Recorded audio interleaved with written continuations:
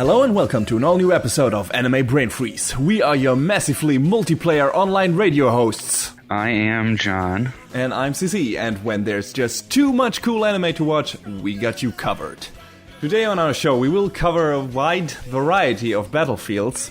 First, John will introduce us to a city of killers with his review of Hakata Tonkotsu Ramens. Then I will talk about the silly MMO adventures of a bargain bin Skeletor, who nonetheless develops a thirst for world domination, rivaling that of his famous cousin, in the first two seasons of Overlord. And last but not least, we will discuss the story of soldier turned scribe, Violet Evergarden, and if there is more to that series than its stunning visuals. Strap in, folks, we'll be right back.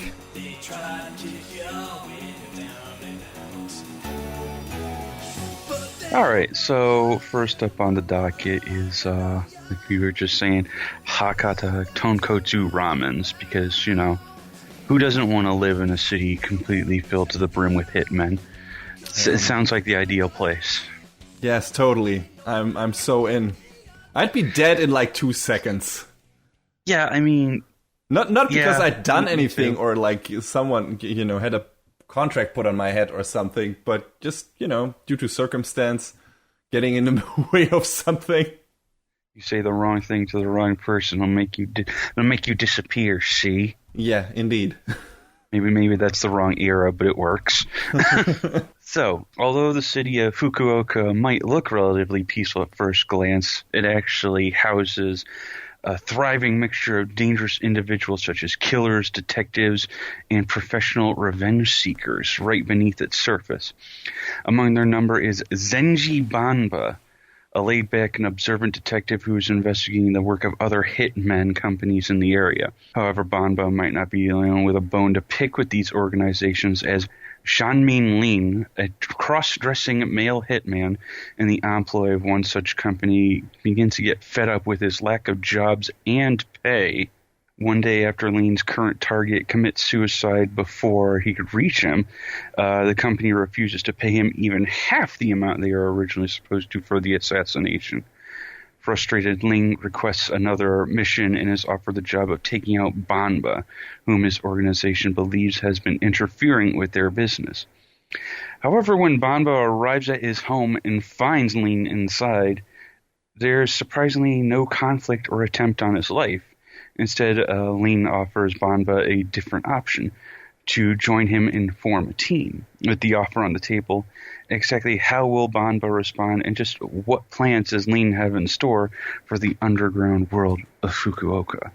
I don't know if this is a show that really has that sort of level of intrigue, but it sounds pretty cool on the surface. Yeah, it does. It's like, okay, I mean, Banba is a detective, so why would he, you know, aside from protecting his life, why would he side with a hitman? Well, I mean, not to go too deep into spoilers, but we find out relatively early on that Banba is kind of leading a double life as well. Oh, interesting. That's the sort of that is the sort of city that Fukuoka is, apparently. At least in this show, I hope. Only in this show. A little bit of a history lesson before I move on. This show gets its name, obviously, from Tonkotsu Ramen, which is a type, you know, ramen is kind of like broth, which, you know, you have noodles and meats or fish with and whatnot. Tonkotsu being a cut of meat. In Fukuoka, Tonkotsu Ramen is known as Hakata Ramen. Mm-hmm. So, there you go. There's your etymology lesson, I guess, on the name of the show. It also sounds like the name of a baseball team, which, hey, guess what? There's plenty of baseball played throughout this show, so there you go. Okay, that's a weird combination. So, I mean, is it heavily featured? Is it part of the story, or, you know, do baseball players just pop up here and there? Well, when you're not off being a contract killer, what do you feel like doing? Playing baseball. Oh, okay. It feels like that picture from Dragon Ball Super where Yamcha lies in a fucking hole in the ground belongs in that show too, then. Yeah, a little bit, maybe, perhaps. I guess the idea with the whole baseball angle was, this show's cast is sizable. I'll go into why that sort of works into its detriment briefly later on, but I guess the idea is, hey, we're all on the same side. Why not we all just play baseball together so we can be buddies? Yeah. I have my doubts that works out perfectly. It works better than you might think. Holy shit. All right.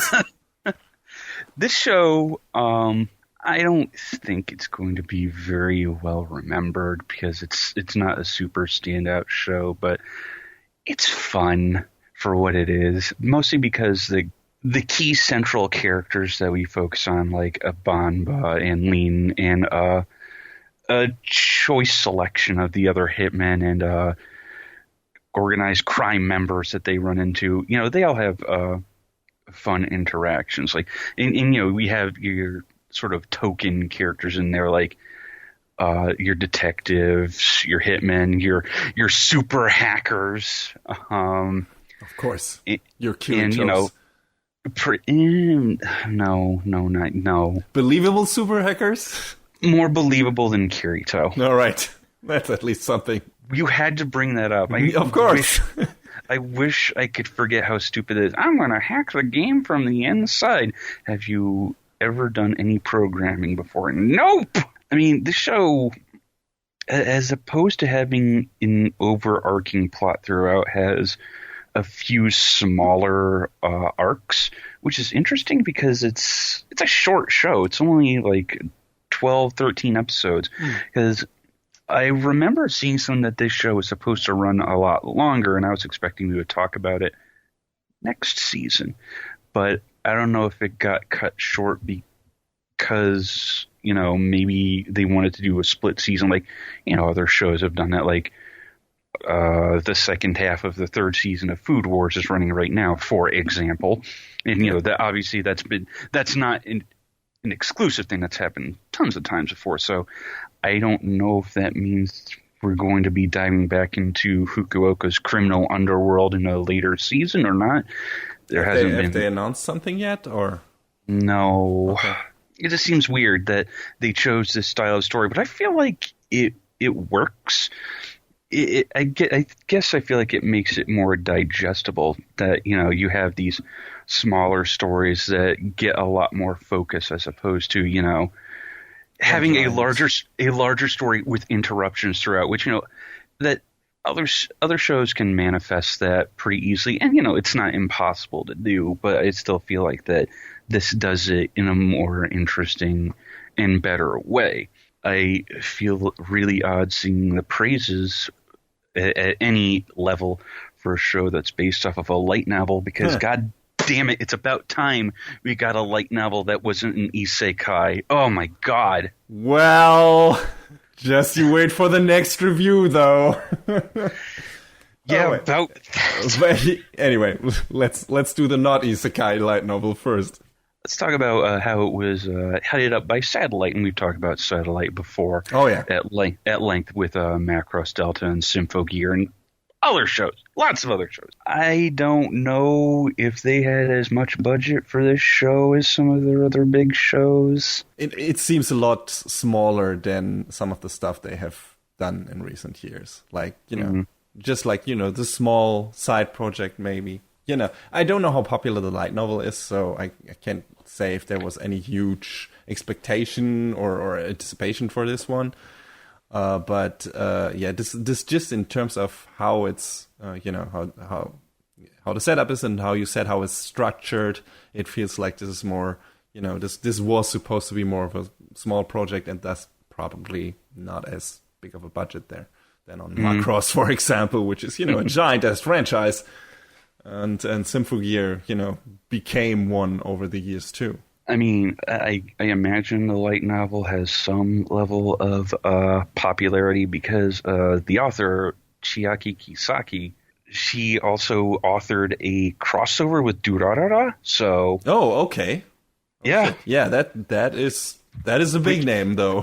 Which I don't know, or I should say I haven't watched or know a whole lot about it, but it seems like a pretty good fit. I've only watched the precursor series to that kind of spiritual precursor, Bakano, and not all of that either, but I like what I saw. But yeah, whatever. Yeah, I started to watch Bakano. I never got through it, and I've been chastised by people for not finishing it.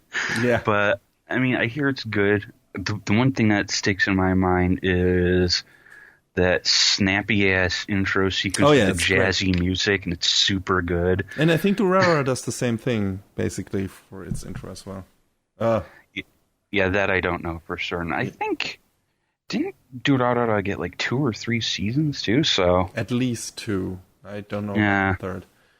But I heard it's more of a mixed bag than Bakano in terms of quality and, story structure and everything. But maybe one day. But, yeah, anyway, back to Ramens. I mentioned earlier that the characters are all real fun and they have some great interactions. It's really well written, and I'll get to why I believe it's well written in a moment. But some of the side characters, in particular, early on we get introduced to this guy, Saito, and he's, a newbie hitman. He's just got hired by this company whose name is basically Murder Incorporated, real subtle. But he gets sidelined pretty hard for them setting him up, to be more important than he would appear pretty early on. Like he makes a couple of appearances later on, mostly as comic relief. And it's like, haha, look at, the stupid shit that Saito's gotten himself into. Because the big thing that happens to him very early is there's a case of mistaken identity, and he almost gets taken out by a rival hitman. I guess every day is just a case of bad luck for Saito, we're led to believe. This show is filled with a lot of pretty boys, pretty men, which depending on I don't have a problem with that. That's whatever. Now, and I know you don't either because you watch and you love stuff like Free. Yeah, exactly. I don't care as long as the story is good or the animation is good or just, exactly. I'm not that superficial. Exactly, which it doesn't bother me either. But I feel like for some people that might be a bit, oh, I don't know about that sort of shit. Yeah. But I feel like people really need to. No, I mean to be fair, if that is the only thing that the show has if that would be the only thing the show has going for it. Like, if the only thing is, okay, this is for the Fujoshi crowd, this is just here to display man meat in the most scandalous ways or something, or most endearing ways, and there's nothing else of substance to it or entertainment, then, I wouldn't be interested either. But, because, that's not why I look to these shows. I'm not the target audience for that. But if there's something else, like in Free, the sports angle and the great character development for some of the characters, for example, right? In Yuri on Ice, the same thing, although, I was kind of, not lukewarm at that show, but a bit ambivalent. But, as long as there's something else to it than blatant fan service, and of course that counts for the, your standard Moe shows as well. Right. As long as there is some, equal gender opportunity here. As long as there's something else than the fan service in the show that, can keep me hooked, I can stay interested. Or right. I'm interested to begin with.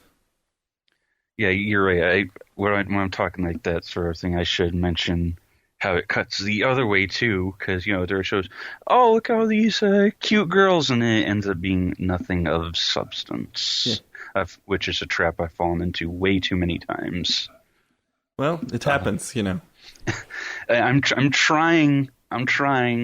But hey, you had some winners too. We talked about one in our previous episode. That's true, and there are so many exceptions to these rules like that. Yeah. Which only means, people, our listeners, this is a very important message. If a show looks like something specific on the outside, don't like write it off immediately. Read a summary, maybe watch the first episode, even if you think, oh, this is just more blah nonsense, or this is just Fujoshi bait. Not necessarily. Like, I mean, this is also one of the reasons I wanted to do this kind of show, to maybe, get people to look at shows they saw a picture of and thought that this looks like garbage. This looks like, just like we said, just like dumb fan service and nothing else. And then maybe find out, hey, there's more to the show, and what I'm hearing about it sounds interesting, and I didn't expect that show to be this kind of show. So always open your mind, open your heart to some shows that might surprise you and might actually be up your alley, even though they don't appear to be at first glance. Yeah, definitely. Because I mean, for all of the dodgy animation moments in Lordy Lord, I'm watching a show right now that has its moments. The writing, and you know what? And I feel like this is another comparison we're going to be going back to a lot, is with 91 Days, where it was very rough, but it had really good writing. Yes, and I feel like, even if a show looks bad, if like offensively bad, like, I mean, there are some shows that, you have to draw the line. I feel like maybe I should have drawn the line at that certain show. Oh God! Well, there was nothing redeeming about that on any front. I still watched it though, but I'm a masochist, so there you go. All for the sake of this show, all for entertainment, people.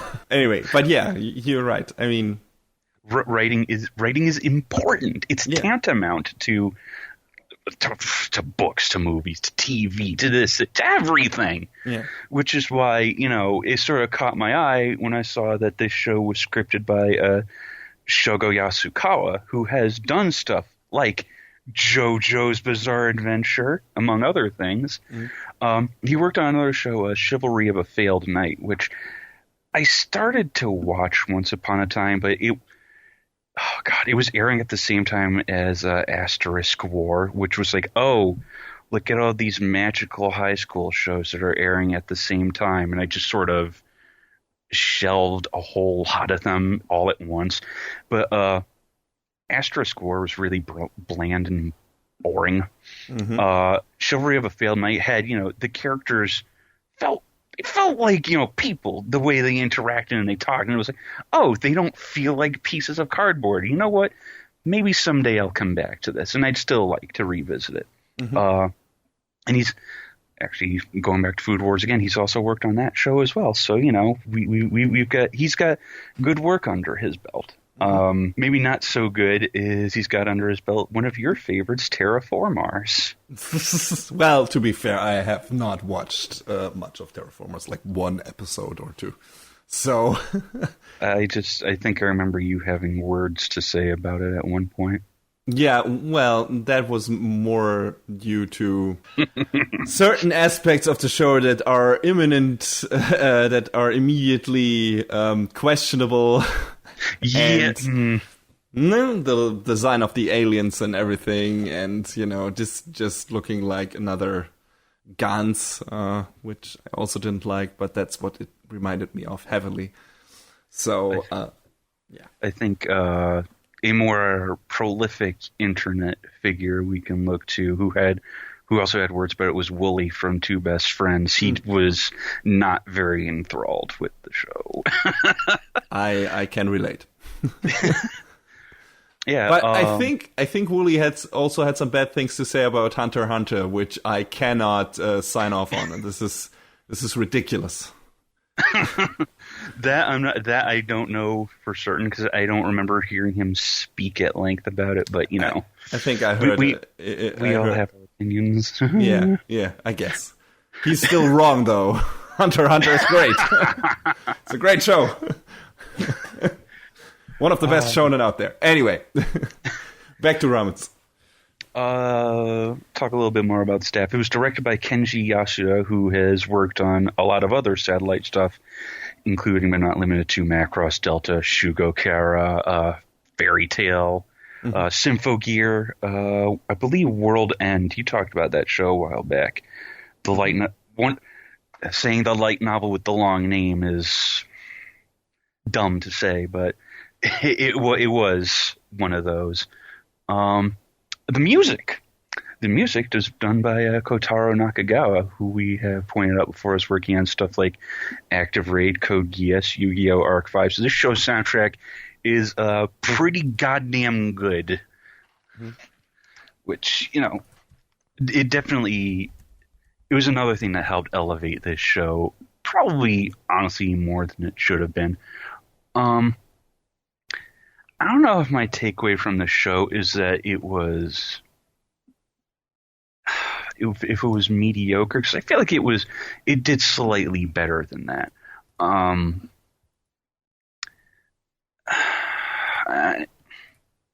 I think the show will probably fade from the collective consciousness, though, because, it is another light novel. And, I mean, fancy the fact that all three of the shows we're going to talk about today are light novels, but, well, yeah, there is no escape. It's one of the main sources of anime adaptions. I mean, you can't just ignore that. That's how it is. Yeah. In a sea, in the vast ocean of light novels that exist, it's easy to write it off when some of them are a lot more nonsensical and dumb and just otherwise forgettable. Like, when I was looking at upcoming shows the other day, I saw one that was like, I got reincarnated in the dungeon as a vending machine, and I was like, okay, all right. I mean, that sounds at least different enough. I don't know if there's any merit to that, but yeah. And, it's also my favorite subgenre, another Isekai. But no.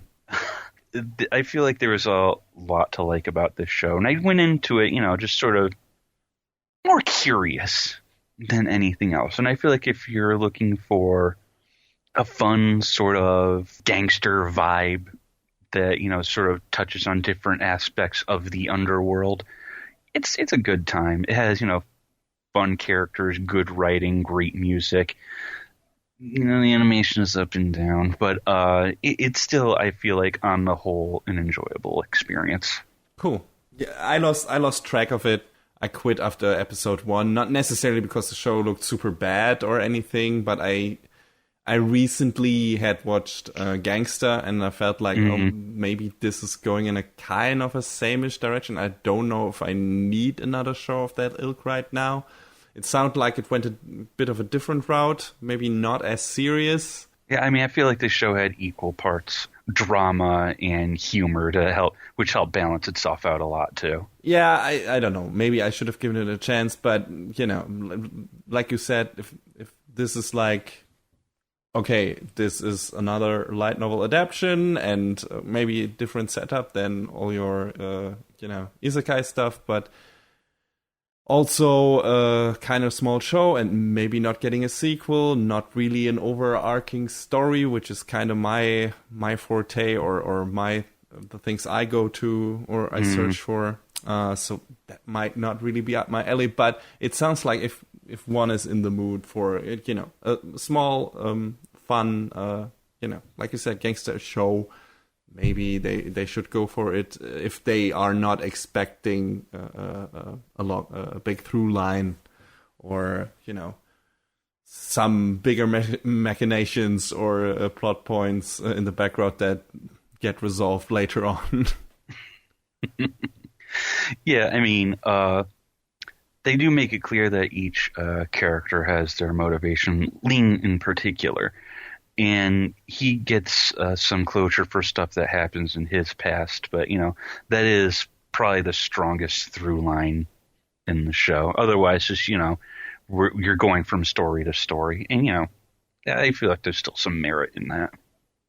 So I mean, yeah, if you're looking for, like CC was saying, a little different from standard fare, from what something you like, and it's not as big of a time commitment, check it out. I think it's worth it.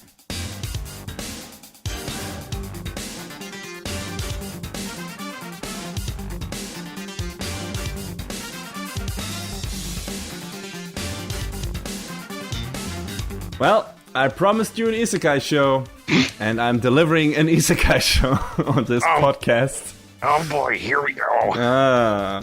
Well, yeah, we have talked about a lot of these shows. Basically, Isekai are, if you're not familiar with that term, are shows of, basically, the setup is always a character being basically ripped from a normal life and thrown into some fantasy-ish world most of the time.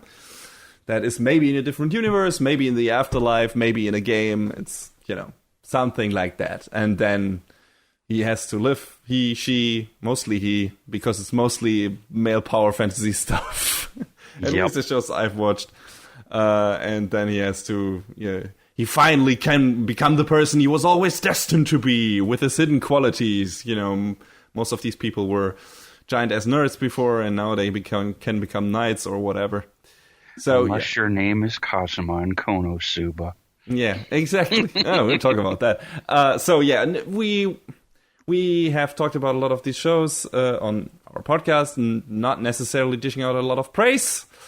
These isekai shows often tend to succumb to, like I said, lame power fantasies with lazy plots and bad characters. Knights and magic and a certain season of SAO come to mind immediately. Or 2 seasons maybe. But how about just the first series of SAO? Yeah, pretty much.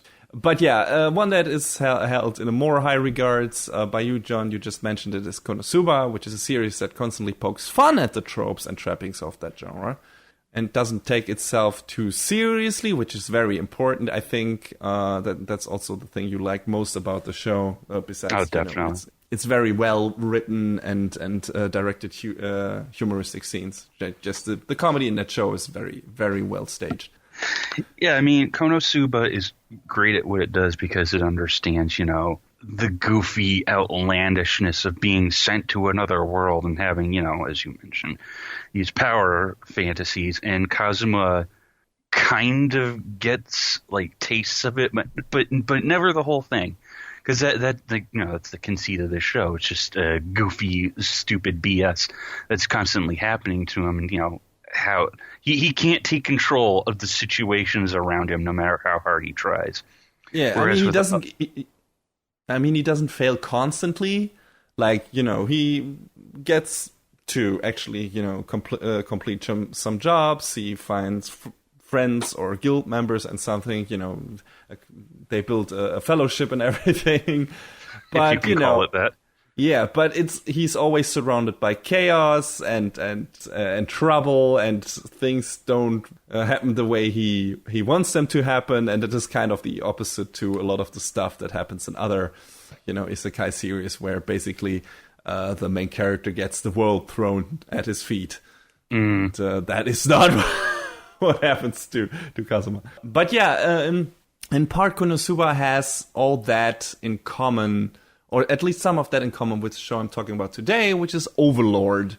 And at this point, 2-season, 26 episodes long series based on a light novel series, again, written by Kugane Maruyama, and that started in 2012 and is still running. It also got a manga adaptation that started in 2014. And the 3rd season has already been announced and will air in summer. But I already had these 26 episodes to talk about, so why not?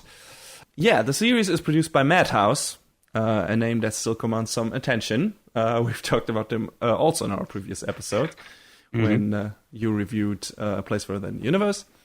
And even though a lot of its original talent has left at this point, Madhouse still manages to deliver good-looking shows on a regular basis, I would say. I haven't seen any total cash in from them in recent years. At least I don't remember. So I think, what have they done? One Punch Man looked great. They did Princess Stride Alternative, which we've spoke about before with our slight disappointment. But not necessarily a bad-looking show, but not well-directed, maybe. They did that. I think Parasite was also by them in recent years, a show I also liked. One of the other shows I did before, A Place Further Than the Universe, with like the same director and a lot of the same team, was one called Hana Yamata, which was also a gorgeous looking series. So yeah, there you go. And of course, they have a giant history behind them, with lots of high-end production, anime productions. They made one of my favorite anime movies, which is Vampire Hunter D Bloodlust. Fantastic movie. Ninja Scroll also, they have done so much cool stuff. So they're still doing cool stuff, even though a lot of the people who are responsible for that old cool stuff have left at this point and, for example, wandered off to found their own studios, in Studio Mappa, for example. It's by one of the big older Madhouse guys. So yeah, there you go. They did this show. Director is Naoyuki Ito. Not a lot of director gigs, straightforward director gigs from that guy. I mean, he did Digimon Data Squad, which was the 5th season, if I'm not mistaken. He also worked as an episode director on a few other things. Also, unit director. Stuff, One Piece stuff, as a director on an episode of Re Cutie Honey. So, definitely some more prolific stuff in his repertoire. Straightforward director for a whole show. Not that many things. One thing that stuck out to me was he worked on the key animation for Robin Hood no Daiboken, which is an adaptation of, Robin Hood in anime form, which was one of the first anime I saw as a kid on TV, not knowing that it was anime. But anyway, that was still a cool show, and yeah, so much for that. So what is Overlord about, and what makes it different from other isekai stuff? Well, it starts out samey enough. Stop me if you've heard this before. Okay. Our main character is a guy with with an online nickname. In this case, it's Momonga. And he's the last remaining player of his guild in a giant virtual MMO called Yggdrasil. And that MMO is about to close its doors. The server's going to shut down and service will end. So, yeah. Death is at the door, so to speak, for Yggdrasil. So Momonga sits in the guild's assembly hall, talking to the NPC servants, drowning in melancholy and musing about the great times he had with his friends in this game. And he waits for the death timer of the server to run out. And then suddenly the game doesn't seem to shut down. After some investigating, he finds out he can't log out. He is now trapped in the body of his player character. He can't use some of the game's functions anymore, and apparently the guild's headquarters, the Great Tomb of Nazarick, has been transported to a world very close to that of the game, but still kind of different. So far on paper, this sounds like kind of a SAO ripoff in certain parts. Being trapped in the virtual world and not being able to log out and everything. But still, some things that are different in there. And one of the key differences is Momonga did not play a straightforward good guy in that game. He was Horde for life. Mm-hmm. So naturally, the character he chose is that of a giant undead lich with flowing robes, who was also the most powerful black mage in his guild. I guess, John, you can relate playing a black mage in Final Fantasy XIV. Magic. Big DPS numbers. But I think you played a sexy lady and not a giant undead skeleton. Well, like the progeny of dragons sort of lady. But okay. More on that another time. Maybe. So yeah, now... that might be something different, a twist, but that wouldn't necessarily have been enough to keep me interested in that kind of show for longer than maybe a few episodes. But as we know, every evil demonic overlord needs a bunch of trusty servants and minions, which of course are the NPCs from the game who have now come to life. And this is where the fun really starts. Momonga's servants cover a wide variety of demon and fantasy tropes, the most important ones being the floor guardians, which are basically his generals. We, for example, have Cocytus, who is this giant four-armed insect creature with a giant battle axe. We have Demiurge, who is a demon with a spiffy red suit and combed back hair and glasses, and who is kind of the guy with a plan when it comes to battle strategies. We have the magic caster twins Aura and Mare. We have the vampire Sheltier Bloodfallen. There's an MMO name for you. Wow. And of course, the succubus Albedo, who is Momonga's right-hand woman and commands all of the 7 floor guardians. We also have the head butler of the Tomb of Nazarick, Sebastian. Yes, his first name is Sebas and his last name is Tian. Not kidding. That's another MMO name. Yeah. And his battle mates called the Pleiades. And that's only a few of the characters in this show. Giant ass cast. Ginormous cast, really. It's ridiculous. And it gets even more gigantic in the second season, but we'll get to that and to the problems that brings with it. Now, of course, this is a power fantasy. So all the servants adore Momonga because he is one of the 41 supreme beings, aka the guild members who created the NPCs and thus are, their gods, basically. Albedo also has a giant lady boner for Momonga because before the server shut down, he messed with her settings for funsies, and that shit stuck. So now she really wants to have his bony dick, I guess, and wants to make babies with him. She even has a fucking hug pillow with a picture of him, which naturally only is the picture of a dangly ass skeleton, and that's amazing. That is one of the best scenes in that show, and I laughed my ass off when I saw that. I would say the same parts that make Konosuba great, which are the wacky humor and trope dismantling, are also the best part about Overlord, which, I just told you about, so you know what kind of humor you can expect when the show decides to go that route. For another example would be underneath his demonic appearance, Momonga, of course, still is the goofy nerd he was when playing the game, kind of like Kazuma. So we often get him talking in a booming voice to his minions, and then mumbling with his normal human voice in his head something along the lines of, holy shit, I have no fucking idea what I'm doing here, help!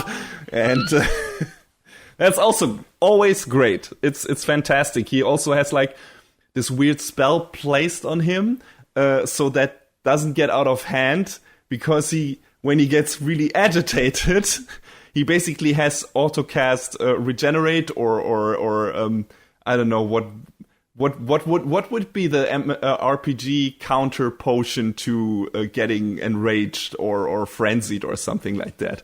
The typical one that you see in a Final Fantasy game. I don't know. But basically he has that autocast on it, so every time he loses his shit, you see like this pillar of light just coming down from top, and he immediately has his cool again. So, yeah, that's amazing. So the show also doesn't neglect its game heritage in more ways than one, and plays around with that, which I also really appreciated. It's great, like I said, those are the parts I like most about the show, but in its core, this is more of a fantasy action show.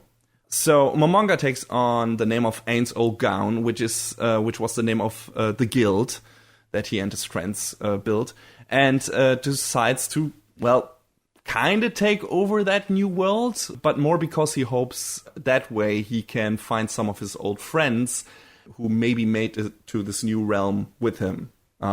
Because, he always reminiscence back to the old days because he had so much fun with his friends and doesn't want to, leave that time behind. And so he hopes, hey, maybe now that I'm stuck in this world, maybe some of my old friends made it here too, and we can have adventures, go together on adventures again and have fun and find treasures and all that shit.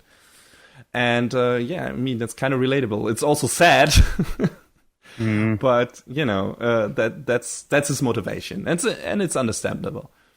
So he sends his servants on recon missions, fortifies his headquarters, and makes a name for himself, first by saving a nearby village from an attack of orcs and asshole knights, and then taking on the guise of a masked adventurer called Momon, who takes basically on RPG quests, goes to an inn, enlists in the adventure guild or something, and says, okay, what do I have to do to get platinum rank here to become the best adventurer ever?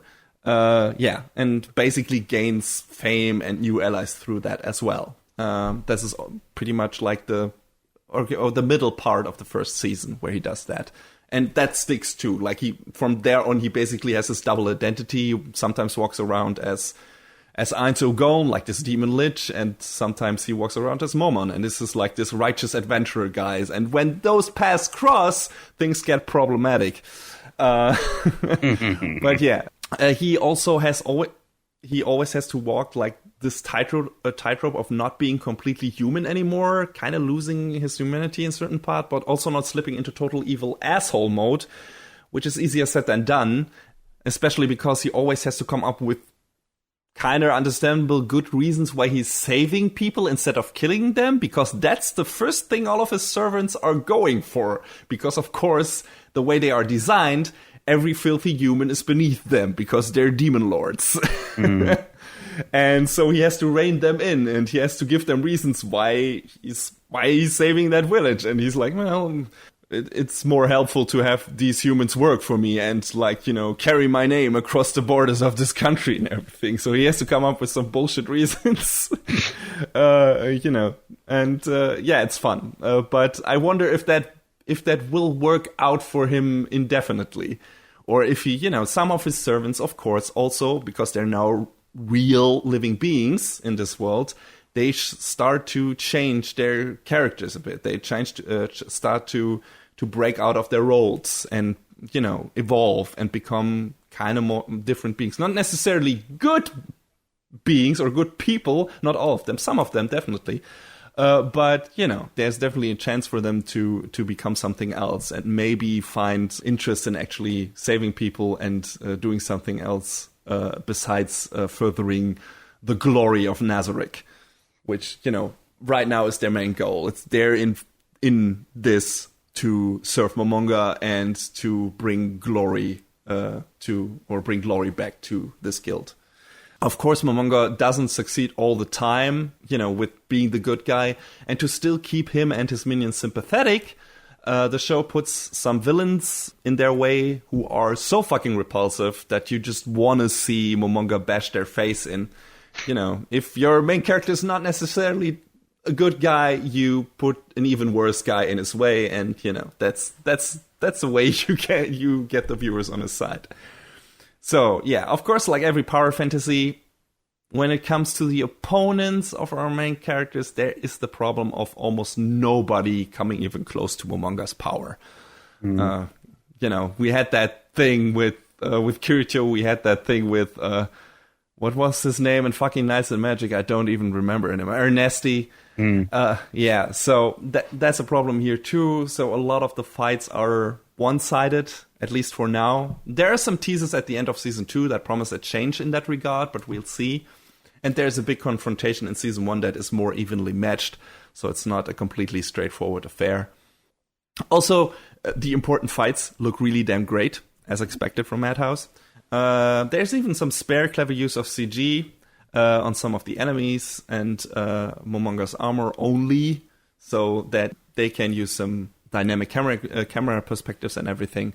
So yeah, good choices were made here in that regard as well. The show also has fun with the leftover game mechanics. I mentioned that when he gets hungry or overly excited, he is calmed down by an auto spell. And also, as expected, during fights, Ainz pulls a lot of last-minute aces out of his sleeve. Now, a lot of shows do that, but they don't always justify it. But this series explains those, you know, last-minute saves in the most sensible game-related way possible. Really? Yeah, because that fucker is using pay-to-win items he purchased from the in-game cash shop to break the game. You know, he's a cheap-ass motherfucker. Or, well, not cheap, he paid money for that, but that's how he wins those fights. Because he just bought those fucking overpowered items. And I love that. I thought that's fantastic. Of course. I would do the same. I mean, now this is a matter of life and death. Of course I would fucking use pay-to-win tactics. I wasn't so sure up until this point, but that's pretty good. Yeah. They even mentioned the ridiculous amount of money he spent on gacha tickets at several times. So, oh no. Good stuff. That hit home. I was like, yeah, I think a lot of people fell into that trap. I think we even know some of those people. So, yeah. So anyway, I really, really appreciated that the show went there. The series is also really good at world building. in the way that the world feels like a big sprawling place with many different races in its own economy, class system, and so on. But that also brings some problems with it, and this is where we finally turn our eyes to Season 2. Now, there was a big break between Season 1 and Season 2, the former airing in 2015 and the latter this winter. And hadn't I rewatched the first season before going into the second, I would have been completely lost. The second season adds so many new factions, characters, and locations to this world that it's hard to keep track, or at least a bit hard to keep track. On the one hand, that's cool and good for expanding the scope of the world and make it feel more alive. On the other hand, it shifts the focus away from our core set of characters, which I wasn't super happy with, because I liked that the first season, had a strong focus on either Momonga or one of the servants. And in Season 2, we learn about tribes of lizard people, and then, we get a battle with those. We see them and their society and how they get the troops together to fight the people of Nazarick. And then after that, the show shifts its attention to the princess of a kingdom and her knight and the crew surrounding her. And of course, the main cast is always playing a part in those other characters' stories as well. But all this made the second season feel a bit unfocused and uneven, especially considering it's only 13 episodes like the first one. And there's so much stuffed into those 13 episodes that it definitely feels like overkill at times. The first season felt a lot more streamlined, a lot more focused. And yeah, the second season is just introducing so many new characters that it really struggles to move the main plot forward at a decent pace, in my opinion. It all felt a bit fillerish. I like that, for example, Sebas got a bigger part in this second half of the second season because he's a badass motherfucker. But like I said, most of Season 2 felt a bit fillery or like a build-up for something bigger coming maybe in Season 3, which I can't be sure about. But like I said, there's a tease at the end with a new faction that might be, they recognize manga as what he is in that world. Not necessarily his true nature, where he came from, but he's a force to be reckoned with and everything. And it feels like they are not necessarily overestimating their own power set, and maybe we're gonna get a big confrontation with that new faction in Season 3, and that's where the main plot is heading. It felt like Season 2 was like an interlude season or something like that, where, we're expanding now the scope, and in Season 3 maybe we're gonna really get back to the main plot again. Another kind of downside of Season 2 is there are also no fights that come even close to holding a candle to the 3 big battle scenes of Season 1. In terms of, quality and staging and everything. They're cool. Definitely the first big battle in Season 2 is really cool. But, nothing, like I said, as good as the first season, which is kind of a disappointment because, like I said, I really liked the fights in the first season.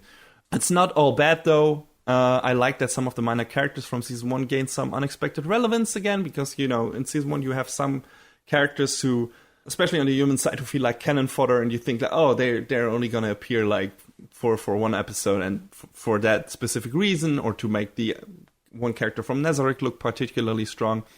But then suddenly they appear in Season 2 again and get an actual arc and plot point and meet other characters that are important, and I'm like, that's nice. I didn't expect that. There even was a surprising resolution to a minor plot point from Season 1 with one of the side characters that Momon meets during his adventure time, and that I didn't expect that would get any resolution, and that made me go, oh, you actually wrapped that up. Cool. That makes this character more interesting. Neat. And yeah, I like that the story didn't, that the series, while adding so many new characters, didn't neglect the characters it had introduced in the first season, and that was cool stuff. And I hope they do some more with that in the third season. Of course, the one that I'm kind of sad about is that they can't really go into the background of the Floor Guardians because they don't really have one. Because they probably have one, but that is an artificially created, even in that universe, that is an artificially created background by the other guild members, the Friends of Momonga, and I don't think we will ever really learn about, learn the background stories of the Floor Guardians. So I hope we will at least get some character development out of them, like they become different characters and, very much own characters in their own right. And Sebastian has already shown signs of that.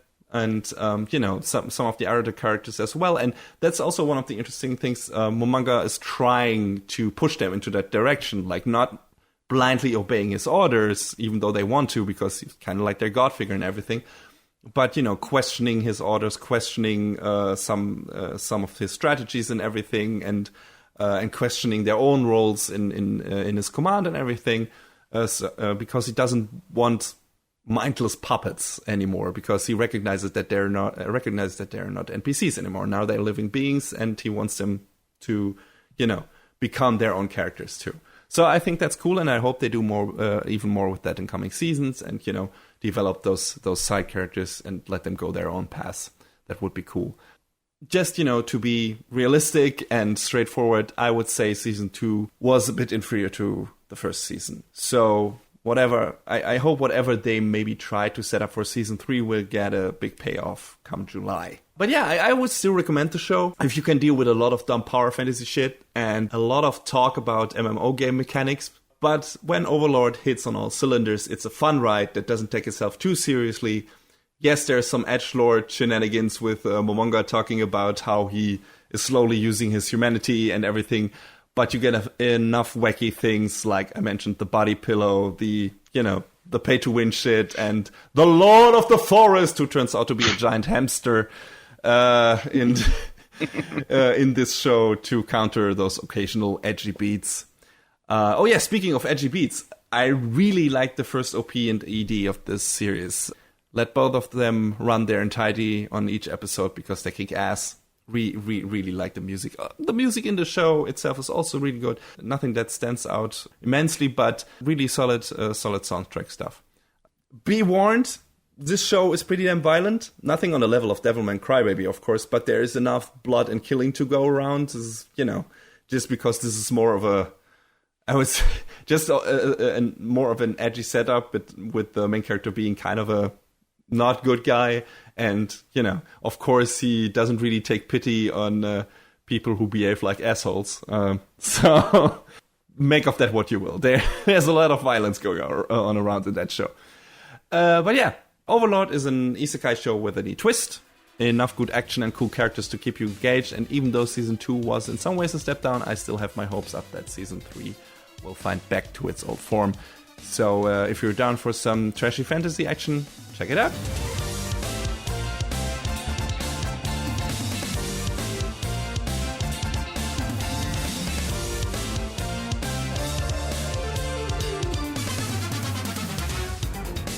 Right, and we're gonna bring on home this light novel cast with a talk about Violet Evergarden.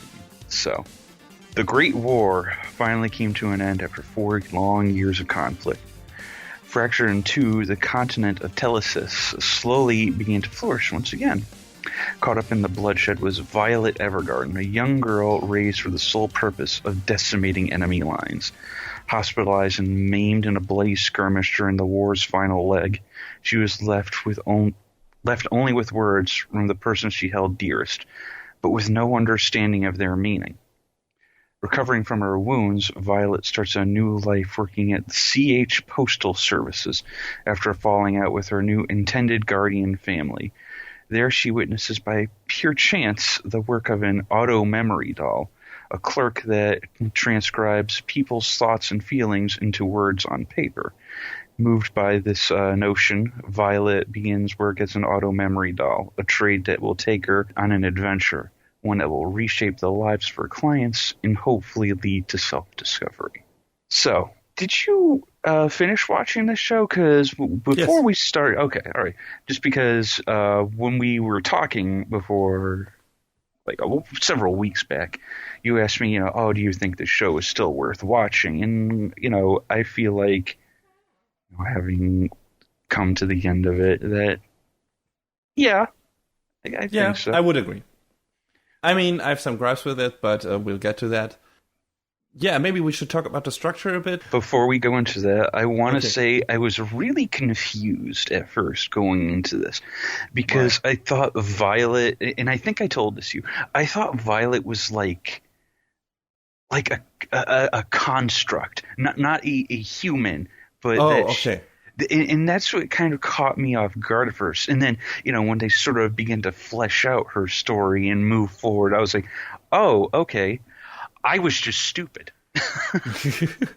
Well, you easily can mistake it. Violet has a very machine-like demeanor because she is not good with emotions. She has not really learned how they work, how to process them, how to verbalize them, like not at all. That, is one of the biggest plot points because the person that maybe was the only one being kind to her in all of her life up to, well, when the show starts, left her with a specific instruction and specific last words that are very, emotion laden, and she can't make sense of them because she doesn't know what they mean, just because she can't make sense of the emotions within. And that is a big part of the show, her learning from her job about about different states of emotion, about people who have overcome a lot of emotional hurdles, all different ones, but,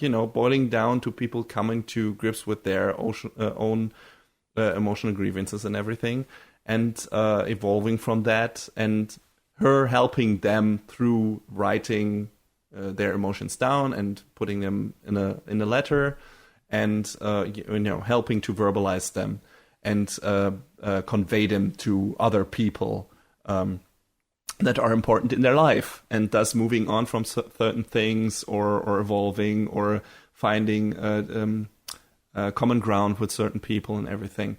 Yeah, so basically that's what it comes down to. And while Violet is doing that, she also gains knowledge and empathy and everything, like things she had the barest glimpse of before she started this job. And yeah, that's the core of the show. This is basically like what happens. And another thing where you of course can think that she is that she might have been a machine is not only her demeanor, but she lost her 2 arms in the war. Like she has robot arms, automail from Full Metal Alchemist, basically. And yeah, this is mostly what the show is about. Is Violet facing post-war trauma and having to overcome that. I mean, it's not only that she needs to understand what the Major Gilbert Bougainvillea, what he said to her and what basically their relationship was and everything. She not only has to understand that, but she also has to come to grips with her having been a war instrument and killing a lot of people. And that also that is what this show is about, and that's what it's mainly talking about and what it builds up to and everything. And what did you think about how the show went about developing Violet as a character and how it moved her progression along through, first having her take on different jobs and slowly showing her different sides of human emotion, and then later making her the bigger part and developing her and making her change more relevant to the other characters in her life.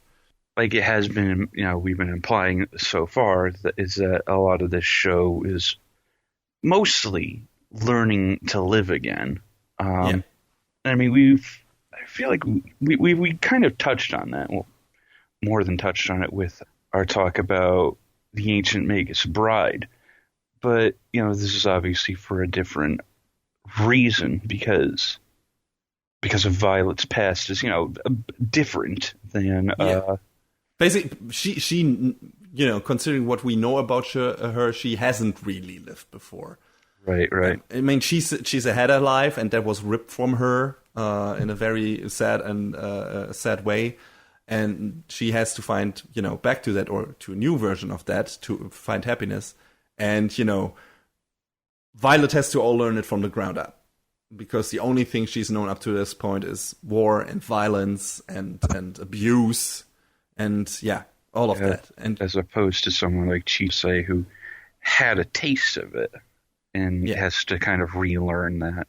I feel like I sort of drew that parallel on a whim or at the spur of the moment. So I feel like, there's a bit more commonality between these shows maybe than I had previously really thought about, which is interesting. Yeah, sure. I mean, that's just an interesting setup that has been used in different shows in different ways. And it's always cool to see, a character progress from this one very far end of the spectrum to the other far end of the spectrum. And that can go wrong, especially if you lean too heavily into, one aspect of certain emotions. And, you can't do it all at once because then it comes across as ham-fisted.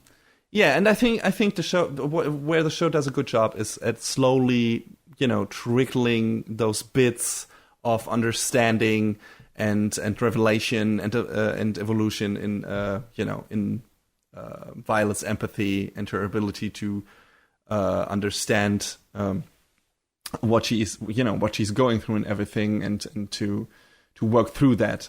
Just make it believable and trigger that out, and slowly build toward that with and not having like this sudden burst of emotion in one episode coming out of nowhere. I feel like just by giving you a prestige of characters that go through different things in their life, and her witnessing that, and at the beginning not really understanding it, but then getting a glimpse of that, and then now I understand what that actually means and what these characters are saying and what that relates to. Yeah, just the way she learns from the experiences of others, I think, is probably one of the strongest aspects of this story. Yeah, definitely. I feel in certain parts the show leans a bit too heavily into the melodrama. Gets maybe a bit too schmaltzy in certain parts, but those were kind of rare, where I was like, oh god, no, this is... And some of the side stories felt, okay, these are a bit conventional, I've seen this before, and this is... You always get these moments where it's like this swell of orchestral music, and you have very pretty visuals, which in general we have to talk about in a moment. But that often happens, and if you feel like, okay, now we're getting this again, like, okay, here's the big revelation and everything, here's the big plot, but that can happen, but it never went so completely overboard that I was like turned off by it. I was like, oh man, this is too much. Yes, like I said, leans heavily into certain melodramatic aspects of the story, but it doesn't feel too forced most of the time. So yeah, I like that. I already mentioned it before. Let's talk about the visuals. This show is ridiculously beautiful. Yeah, it is. It's nonsense. Like this is KyoAni just like firing on every cylinder all at once, constantly. Yeah, it's crazy that this is a TV show. Like most of that stuff looks like this could be a movie. I wonder if it's because they made, a deal with Netflix for it to be streaming. I wonder if Netflix threw in a good chunk of change for that. Yeah, could be. I don't know if they, got production credit on it or anything. I mean, they are listed in the show's credits, so. There's...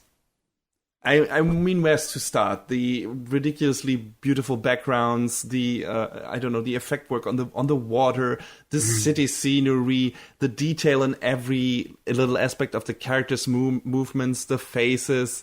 It's ridiculous. The faces are so expressive, which is important, since Violet herself is not a very expressive person.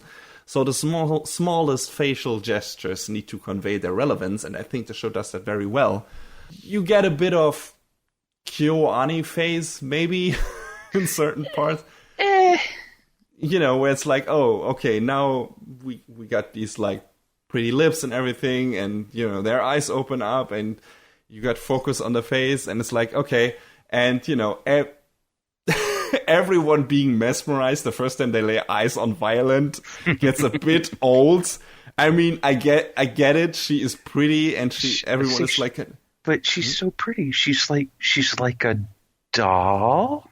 Yeah, they play with that a lot. Like, oh my god, it's a human doll, and she is working in a profession called auto memory doll. Get it? And she's also kind of a doll because she hasn't learned how to empathize and emote yet. So get it? It's a doll that must learn to become a human. It's very on the nose. Yeah, they hammer that home pretty hard from beginning to end. Yeah, the show, I mean, some parts of the show are subtle, but a lot of them are not. Yeah. Really, especially in terms of presentation. Don't expect to search for like hidden meaning or anything. The show wears its intentions on its sleeves. And, that was just one of the things that got a bit grating at times when like the seventh dude in the show like looks at her, or even the girls, and it's like, and we're like, my dude, she's not fucking Helen of Troy. Get over it. It's like, holy shit. It's just getting ridiculous. But yeah, aside from that, it's alright. It doesn't get too, I don't know, I wouldn't say too fan-service. There are no lingering shots on the body of the on the bodies of the characters. I felt like I didn't. Yeah, I mean, I think if they did that, it would really lessen a lot of the impact that the show would have had. Of course it would, but that doesn't necessarily mean that the director or producers are aware of that. So, some shows forget that this can can be a detriment to the show and put it in regardless. And I don't know, KyoAni have done something like that in the past, not necessarily unintentional, but that doesn't necessarily make it better. But in this case, I think they don't. There is, if we want to say that, like, the overemphasis of certain beautiful, the beauty of the characters and other characters reacting to the beauty is also already some kind of fan service. And of course, I bet the machine girl that needs to learn how to, emote, and that you immediately want to protect and shower in love and everything is also a fetish to some people. Of course, that can also be considered fan service, but I think the show doesn't go out of its way to make it feel like they wanna like advertise or merchandise that, and that's a good thing. Like the show is focusing on the characters and the story, and that's noticeable, and that's a good thing. And it feels like that was the focus of the director and the focus of the producers and of the people responsible for the animation and the art and everything. And it's that you see that there is a focus here, and I think it's on the right things. Let's maybe get back to the structure of the show a bit. So we have like these, I think the first 8 episodes. 8 to 7. You have Violet taking on different jobs, sometimes with some of her compatriots from the office, sometimes not, and traveling to different cities and everything, helping different people. We got to start with a princess who is about to get married and, doesn't feel right about that because she isn't really ready to become an adult and everything. And, we got something with a coworker who is returning to her hometown and still doesn't really like that her parents are still treating her like a kid and don't really accept what she has chosen her life to be. They still seem to want her to become part of the village and be their little girl and stay in her hometown, and she wants to be in a city, and she wants to become the best auto memory doll there is. And Violet helps those people by putting their emotions into letters and then delivering them basically to the other party, and then so that they can reach an understanding and evolve further and everything. So yeah, those are some of the story things that happen. And that basically continues on until we get to episode 9, which really felt like the end of the series to me. Because it has like this big climax moment for Violet's character arc where she where some big things happen and some important things happen for her to come to grips with her past and everything, what she did. And after that, for some reason, the show continues, which left me a bit flabbergasted, to be honest. I don't know, how do you feel about that? Were you like, what? Okay, this could have been easily the end of the show, because that's how I felt. Or did you feel like, okay, this definitely needs a few more episodes? I mean, I agree, and I guess I see why they kept going, just because the concluding episodes basically have her kind of reconfronting the ghosts of her past in a way. So I kind of feel like that was a necessary step for, the closure of, this chapter in her life that she seems to have not been able to leave behind, but now she can. It's like reopening the old wounds, but at the same time a resolution, sort of, I feel like. It shows that she has become a different character, and how it shows how she acts on the development and the empathy, she gained throughout until episode 9, and the resolution she drew from that. And I guess that was a good thing, but I didn't immediately realize that they were going for that. It just felt like this big hallmark scene in episode 9, and then they continued on in episode 10 with her doing another job. Of course, what she does during that job wouldn't have been possible if she didn't have her big, kind of arc wrap up in episode 9, and her big development. I do feel like episode 10 was a particularly strong one, though. Yeah, it definitely was. Strong in so far that it got softy old John crying like a baby. Yeah, it's a very emotional episode. But, in the beginning of episode 10, I was like, wait, why are they going back to that again? We just had major thing. I thought, okay, this felt like it should have been over. And are we going to continue with these job stories? And now she's maybe helping a bit more people? That's weird. But to be fair, they don't dwell on that long before getting back to what I feel like was the conceit of the ending. Yeah. 12... is it 11, 12, and 13, or only 12 and 13? I don't remember. But that... I mean, 11 kind of touches on that again, but it's really stronger in 12 and 13, I think. Yeah, 11 leads...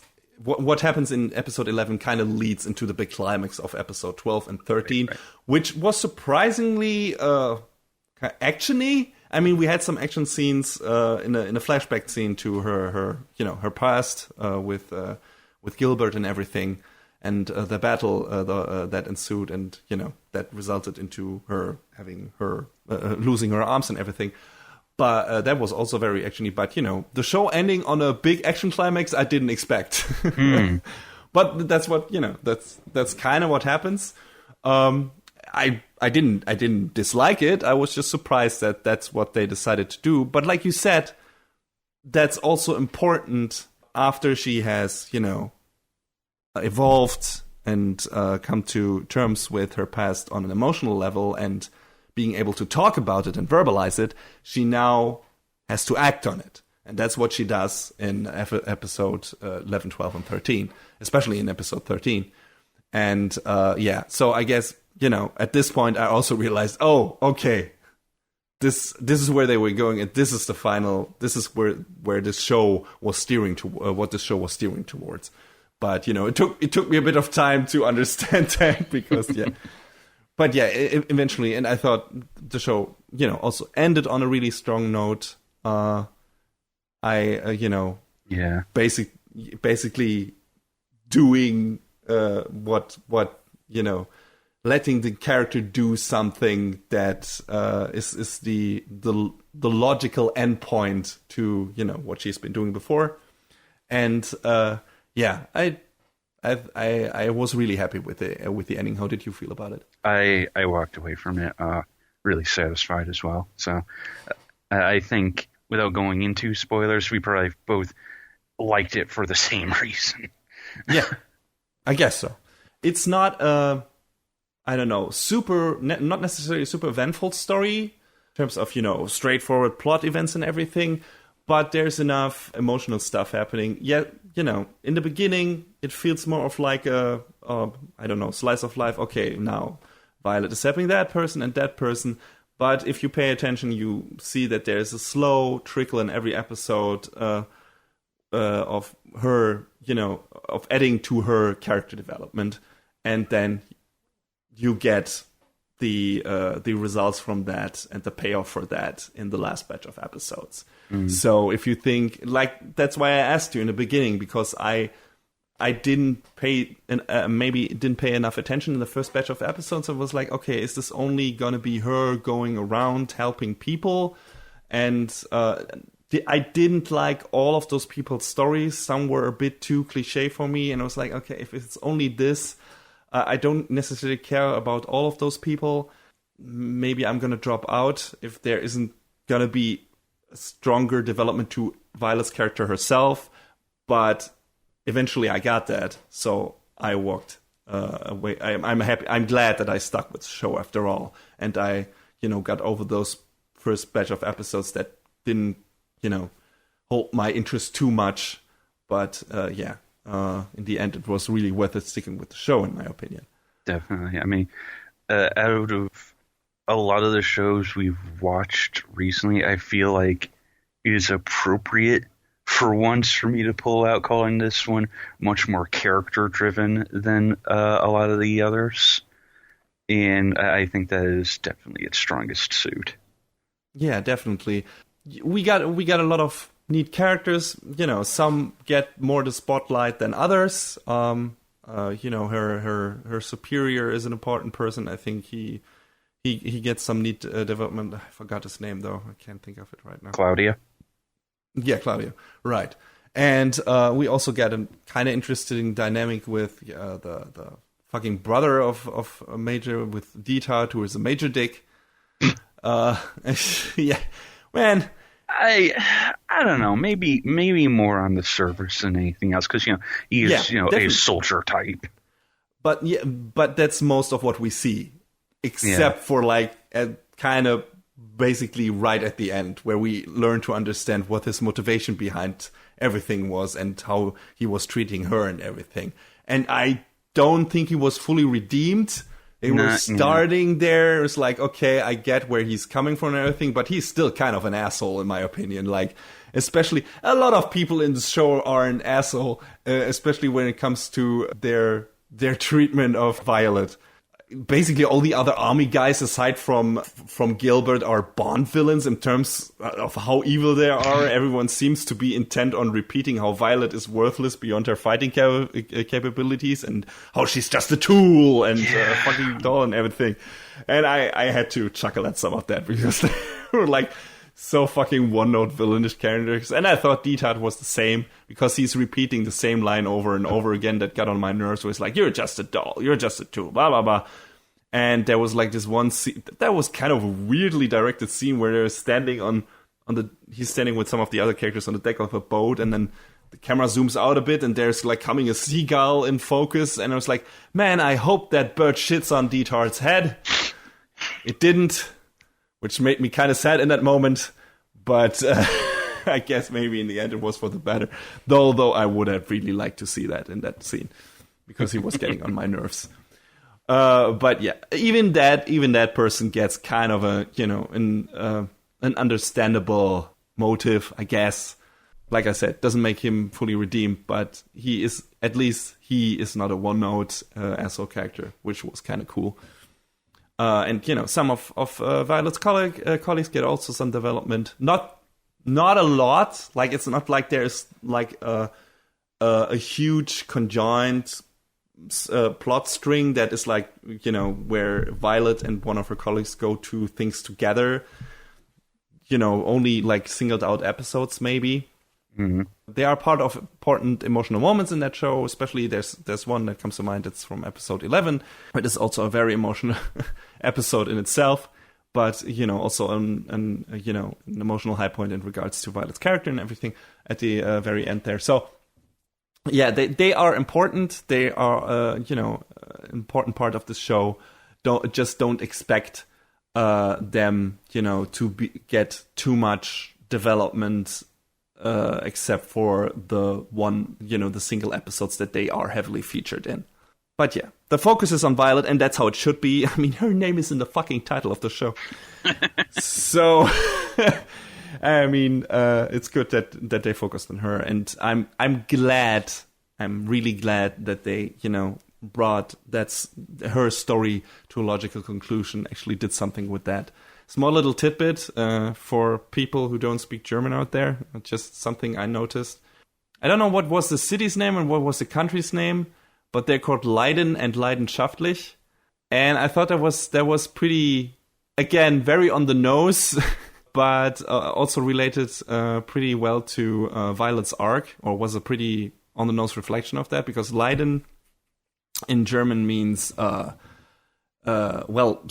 or suffering, and Leidenschaftlich means passionate.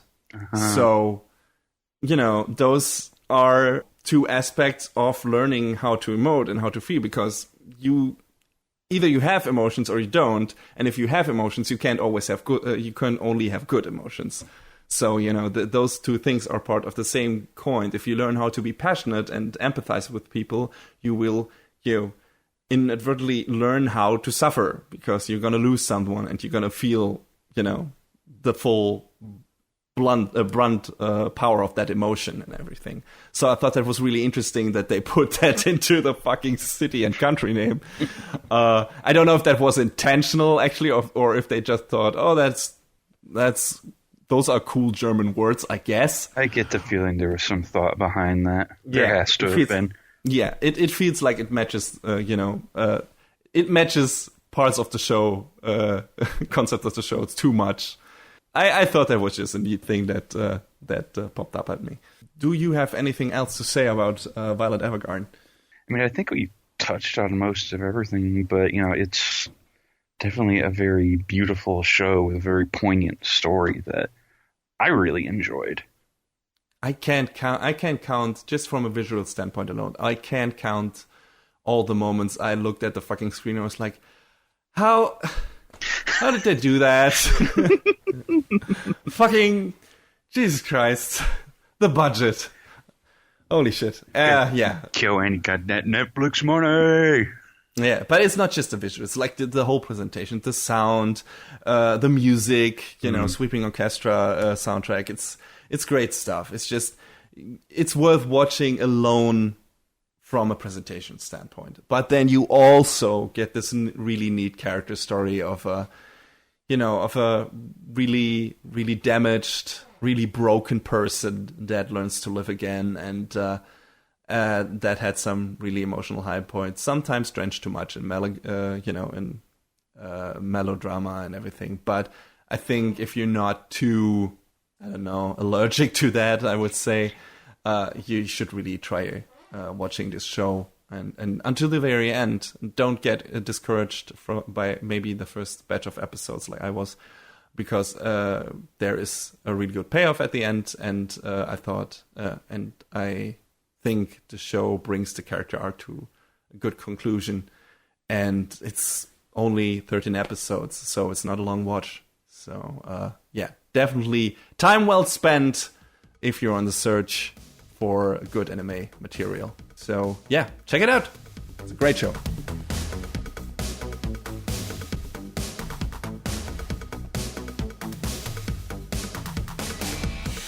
And that is a wrap on the 52nd episode of Anime Brain Freeze. All the music in our show is from the Double Dragon Neon soundtrack by the amazing Jack Kaufman. Please go to virt.bandcamp.com and check out his awesome work.